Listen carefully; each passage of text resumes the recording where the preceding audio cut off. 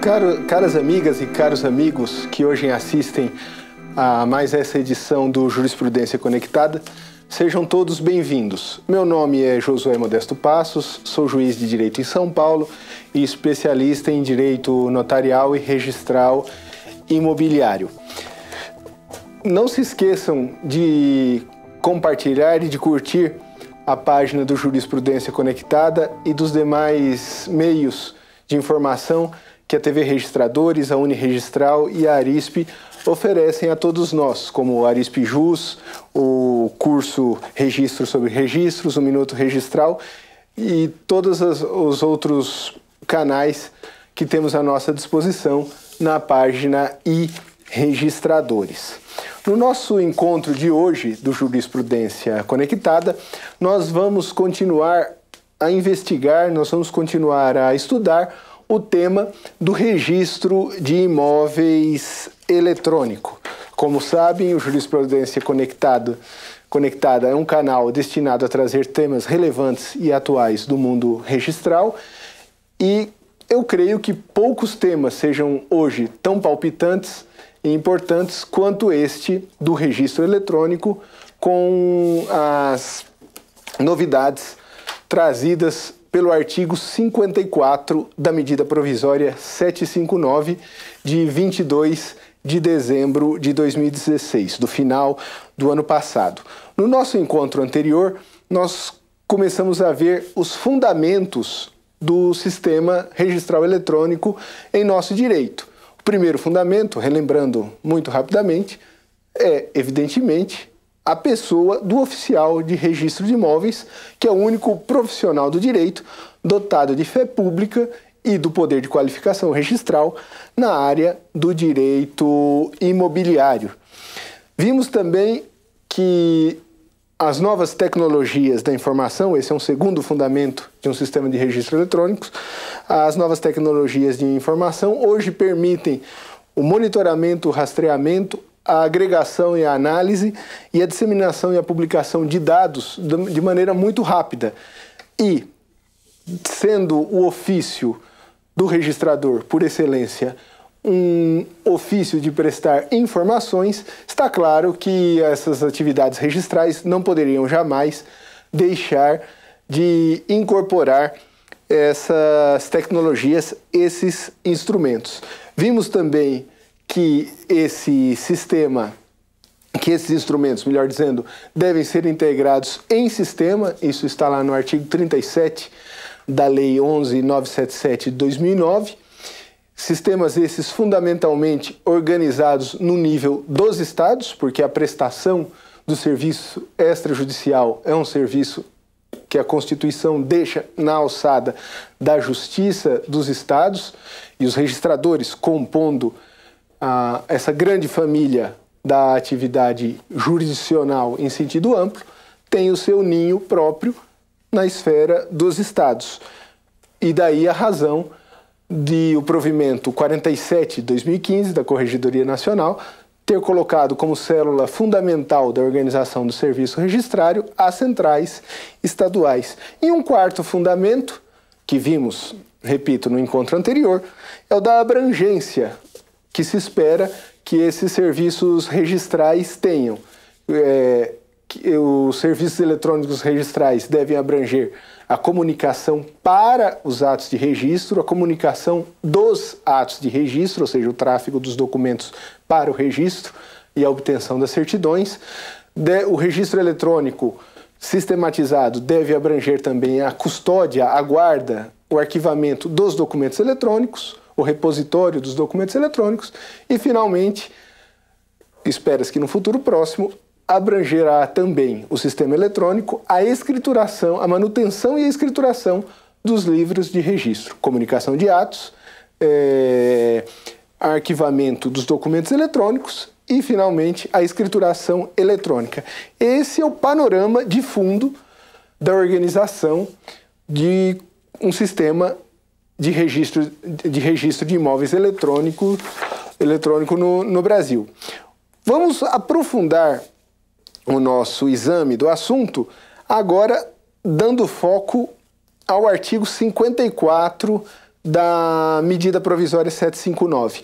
Sobre esse pano de fundo, ou tendo esses fundamentos que nós já expusemos como pano de fundo, a medida provisória 759 trouxe agora uma inovação, a previsão de uma nova entidade nesse conjunto de prestadores de serviços registrais eletrônicos. Que nova entidade é essa? Qual é ela? É o Operador Nacional do Sistema de Registro de Imóveis Eletrônico. Como eu disse, essa entidade está prevista nos parágrafos do artigo 54 da medida provisória e parágrafos esses que colocam como finalidade desse operador nacional a implantação ou implementação e a operação do sistema de registro de imóveis em âmbito nacional. A lei manda que o estatuto dessa pessoa seja apresentado à Corregedoria Nacional de Justiça para aprovação e já há uma proposta protocolizada junto ao Corregedor Nacional nesse sentido. Essa proposta foi oferecida pelo Instituto de Registro Imobiliário do Brasil, pelo IRIB, agora no começo de fevereiro de 2017. E então vamos hoje entender melhor esse dispositivo, esse artigo 54, e com isso oferecer elementos para que cada um dos amigos, para que cada uma das amigas que nos assistem possam fazer o seu próprio julgamento, a sua própria análise a respeito do que deve ser esse operador nacional e possam também julgar, apreciar criticamente a proposta apresentada ao Corregedor Nacional da Justiça. Comecemos então pelo parágrafo 1º do artigo 54, que trata da finalidade do operador nacional do S-REI. Esse parágrafo 1º do artigo 54 usa de uma redação até redundante, mas foi bom que tenha feito isso, porque a partir dessa redação nós podemos enxergar com clareza qual deve ser a finalidade, qual deve ser o campo específico de atuação desse operador nacional, se nós quisermos que esse operador nacional seja compatível com a ordem constitucional e legal já existentes no dia em que a medida provisória foi baixada. Muito bem, diz o parágrafo 1º do artigo 54 que esse operador nacional do sistema de registro de imóveis implantará e organizará o sistema em âmbito nacional. Essa expressão em âmbito nacional é uma importante característica e limitação da natureza e das finalidades do ONR. Está apontado aí que o ONR não se destina a absorver nem as funções dos oficiais, nem as funções das centrais estaduais. Nós temos o nível dos oficiais, a coordenação dos oficiais em nível estadual por meio de suas centrais, e agora temos uma nova camada sobreposta, que é a camada do âmbito nacional. Dessa maneira, o que é que sobra para o ONR, para o operador nacional? Sobra a ele a integração, a coordenação das centrais estaduais nos intervalos, nos espaços que não possam ser preenchidos pelas atividades desempenhadas em nível estadual. O ONR, no âmbito nacional, se destina, parece ser essa a melhor interpretação, a fechar lacunas nos espaços que não possam ser preenchidos pelas centrais, onde as atividades das centrais for possível, então não haverá espaço para a competência, vamos dizer assim, residual do operador nacional. Aqui é preciso muita atenção nisso, porque a proposta de estatuto levada à Corregedoria Nacional da Justiça chega ao ponto de dizer que entre as atribuições desse ONR está não só a implementação e operação do SREI em âmbito nacional, mas também uma coordenação de um novo espaço, que o Estatuto chama de Sistema Nacional de Registro de Imóveis. Vejam, a ideia de um Sistema Nacional de Registro de Imóveis é muito mais ampla do que a ideia que está na medida provisória, que é de um sistema de registro eletrônico, dos aspectos eletrônicos do registro. Estes, sim, podem ser coordenados pelo operador nacional. Agora, dizer que esse operador nacional é uma mega entidade que irá regular todo o Sistema Nacional de Registro, eletrônico ou não, como está no Estatuto, é um exagero que extrapola o que foi prescrito no parágrafo 1º do artigo 54. Então, fixemos isso sobre a finalidade do ONR. Limita-se à operação de um sistema de registro de imóveis eletrônico em âmbito nacional, o que implica dizer que ele só tem espaço naquilo em que as centrais estaduais não possam elas mesmas prestar adequadamente certas funções. As funções do ONR serão sempre, portanto, residuais. Continuando na análise da medida provisória, isso vimos que está no parágrafo 1º. Agora, nos parágrafos 2º e 5º, temos lá uma definição sobre a natureza do operador nacional. A medida provisória diz que o operador nacional deverá ser constituído na forma de pessoa jurídica de direito privado sem fins lucrativos. Quando a medida provisória diz isso, ela imediatamente nos remete para onde? Para o artigo 44 do Código Civil. O artigo 44 do Código Civil, como sabem, define as formas, as espécies de pessoas jurídicas de direito privado que reconhecemos no nosso ordenamento. Estão lá a sociedade civil, as associações, as fundações, as organizações religiosas e os partidos políticos. O ONR, portanto, por comando direto e explícito da própria medida provisória, tem de ser constituído segundo alguma dessas espécies. Isso tem uma razão de ser. É um mero capricho da medida provisória? Não. Se nós olharmos o parágrafo 5º da medida provisória, do artigo 54 da medida provisória 759, nós veremos que, segundo esse dispositivo, todos os oficiais de registro de imóveis estarão vinculados ao ONR. Ora, se todos os oficiais estão vinculados ao ONR, nada mais natural que eles, oficiais, tenham a possibilidade de participar com vez, voto e voz em toda a vida social do ONR, em toda a vida social da nova entidade. Ora, essa participação só será garantida se nós respeitarmos se nós organizarmos o ONR segundo algumas das formas previstas no Código Civil. Por quê? Porque, principalmente no caso das associações e das sociedades, o Código Civil garante a todos aqueles que integram essas pessoas jurídicas o direito de participação ativa na vida social. Se nós quisermos que os registradores realmente tenham voz ativa no ONR, a única forma é aquela prevista pela lei, a forma que garante uma vida social democrática e participativa. Na proposta apresentada ao Corregedor Nacional de Justiça, é bom que todos prestem atenção nisso, os oficiais de registro de imóveis, embora estejam vinculados ao ONR, não têm participação direta na nova entidade.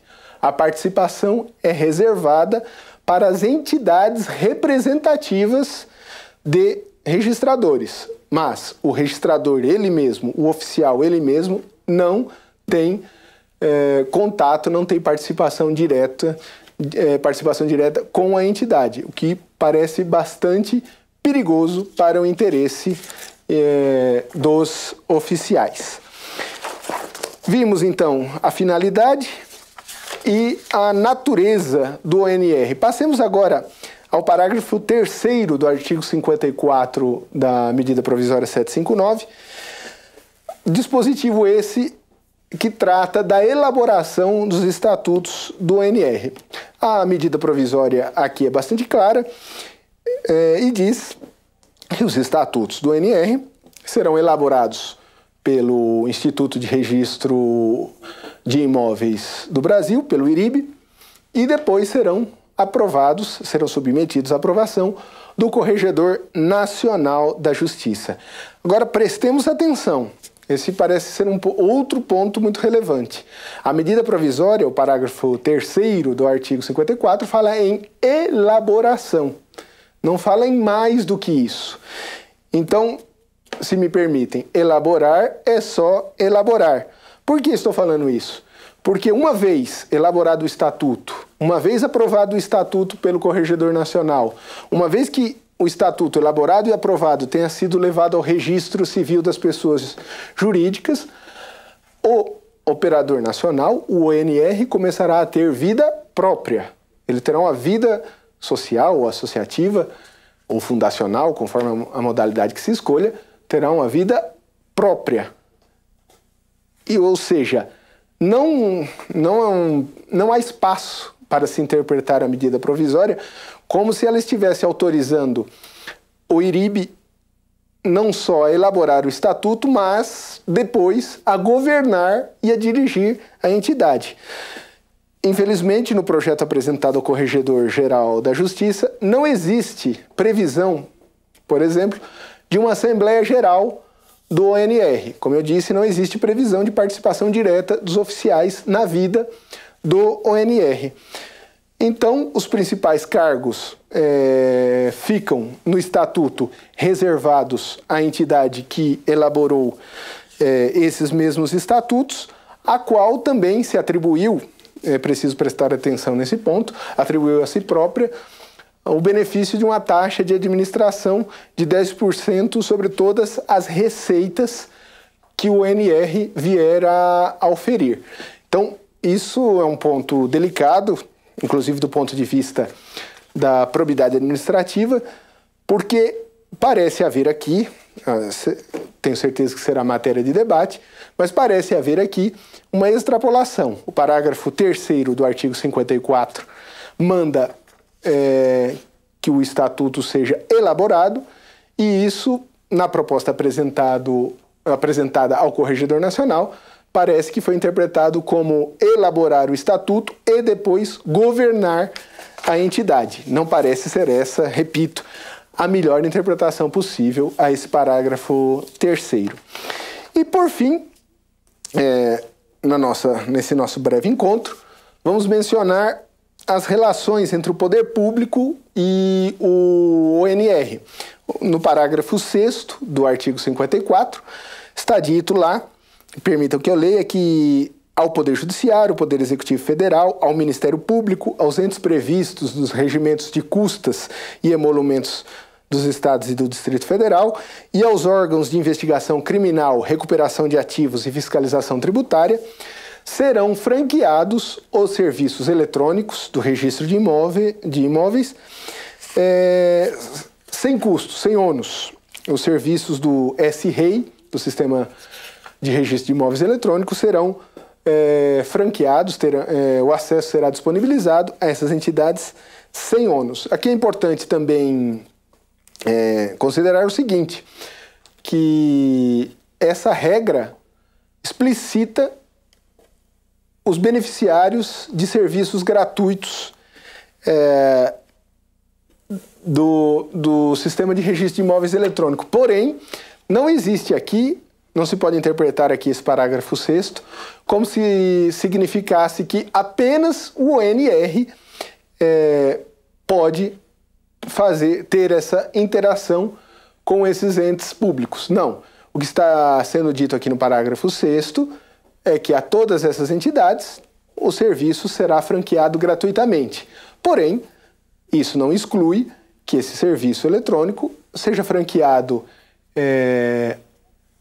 a essas entidades públicas, como já vem sendo feito pelas centrais estaduais constituídas na forma do provimento 47 de 2015. Recapitulemos, então, concluindo, já chegando ao final do nosso programa. Recapitulemos. O NR é constituído para operar no âmbito nacional, o que não significa a exclusão dos âmbitos estaduais, onde estão as centrais, e muito menos do âmbito individual dos oficiais, que, repito, são a pedra angular de todo o sistema, e devem, eles sim, ter o protagonismo sempre em todos os serviços, eletrônicos ou não, do registro de imóveis. Convém que essa pessoa nova, o NR, seja constituído segundo uma das formas do Código Civil, a mais adequada, que sem dúvida nenhuma é a forma de associação civil, a qual estarão vinculados todos os oficiais e que, portanto, poderão participar ativamente dos processos decisórios do NR. Mais do que isso, os estatutos do NR deverão ser elaborados pelo IRIB, mas sem que isso signifique que o IRIB necessariamente terá o governo da associação.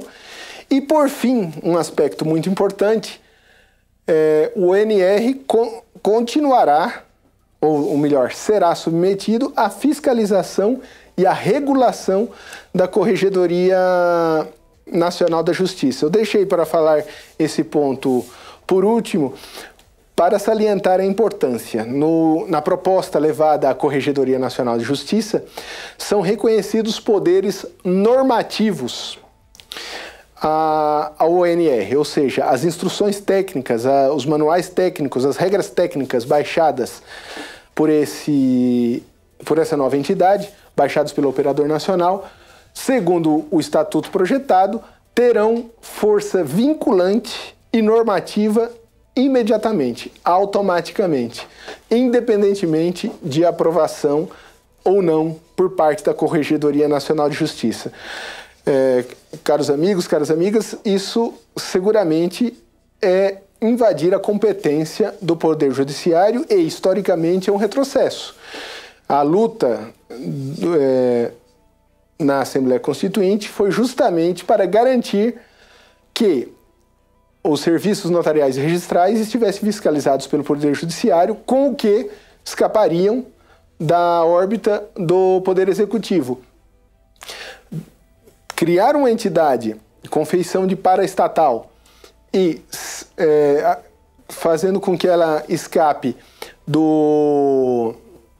da fiscalização e da normatização da Corregedoria Nacional de Justiça é transferir inconstitucionalmente a essa entidade poderes normativos que são exclusivos das corregedorias locais e da Corregedoria Nacional. Então, frisemos esse ponto também, fechando a nossa exposição de hoje. O NR tem um campo limitado, o campo nacional, deve ser assegurada a participação direta dos oficiais na vida associativa do ONR. É preciso garantir ao ONR uma estrutura democrática, o que se consegue através da forma associativa, e é preciso respeitar o fato de que as normas técnicas, diz lá a Lei 8935 de 94, no seu artigo 30, inciso 14, tem força normativa quando baixadas pelos juízos competentes. Não parece que seja o caso de hoje, quase 30 anos depois da Constituição, não parece o caso de fazer com que os oficiais agora aceitem receber regulação de um órgão que não seja aquele tradicionalmente estabelecido, que são as corregedorias locais e agora a Corregedoria Nacional da Justiça. Como eu disse, esse tema nos próximos meses, espera-se, provocará muitos debates, provocará muitas polêmicas, e aqui nós pretendêramos trazer, depois de apresentar os fundamentos do sistema eletrônico, trazer aqui as principais linhas interpretativas desses parágrafos do artigo 54 que regem, que modelam o que pode vir a ser esse operador nacional do sistema de registro de imóveis eletrônico. Gostaria de, antes de encerrar também, aproveitar para salientar a importância de que compartilhem, consultem o Arisp Jus, o informativo da Uniregistral, com atualidades doutrinárias, jurisprudenciais do dia a dia da atividade registral imobiliária. Não percam, é muito fácil baixar na página e-registradores e muito fácil de compartilhar no Facebook, com grande proveito para todos. Muito obrigado pela atenção.